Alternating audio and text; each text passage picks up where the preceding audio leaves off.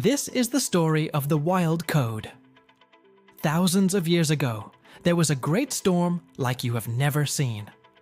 It split apart a ship that was carrying containers filled with robotic units. They were called Roses, short for Artificers of Rescue Operations Zoe. Their mission? Save lives. But the storm destroyed them all except one. It washed up on a dark and deserted beach, somewhere in the vast wilderness. And then there was nothing but silence. Silence, and the sound of the waves crashing on the shore until one blinking. Red light that came from the container that had landed on the beach. It opened up and out stepped Roz alone. She began to walk awkwardly on the wet sand. The seagulls that were perched on the containers scattered away as she approached them.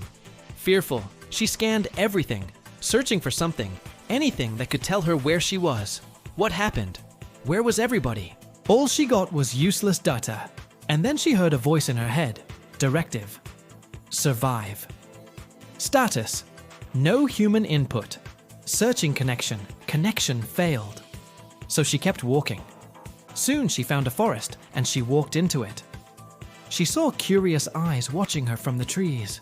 Scampering away, she came across a porcupine stuck in a net. Its quills were getting snagged in the twine, so she freed it and it ran off. She sat down on the ground next to the net. The porcupine came back cautiously, sniffing her hand. She didn't understand why it wasn't running away.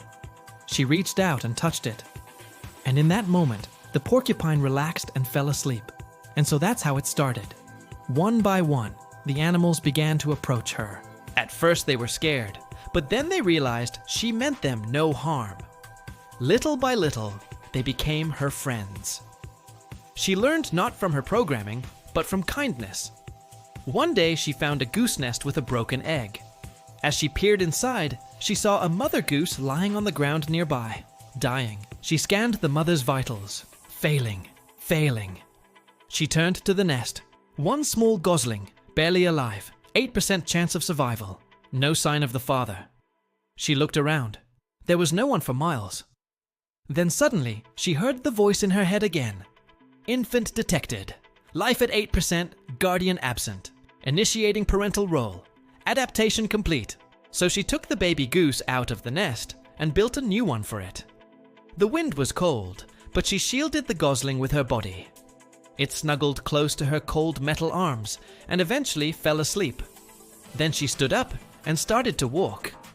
She had to keep moving if they were going to survive. From then on, she was a mother. She taught the gosling to walk, to swim, to fly.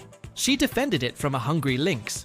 She even fixed her broken wing with twigs and leaves from the forest. The baby goose grew quickly, and soon it was time for it to leave the nest. It flew up into the sky. At first, it was wobbly, but then it soared higher and higher until it disappeared into the clouds. She watched it go, a small smile appearing on her face, or at least that's what it looked like. She didn't have lips. She was no longer the same machine that woke up on that beach. She was something else, something kind, something that loved. One day she stopped by the beach where she had landed.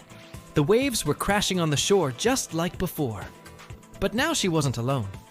She recorded a message to anyone who might find it. If anyone hears this, I am not alone anymore.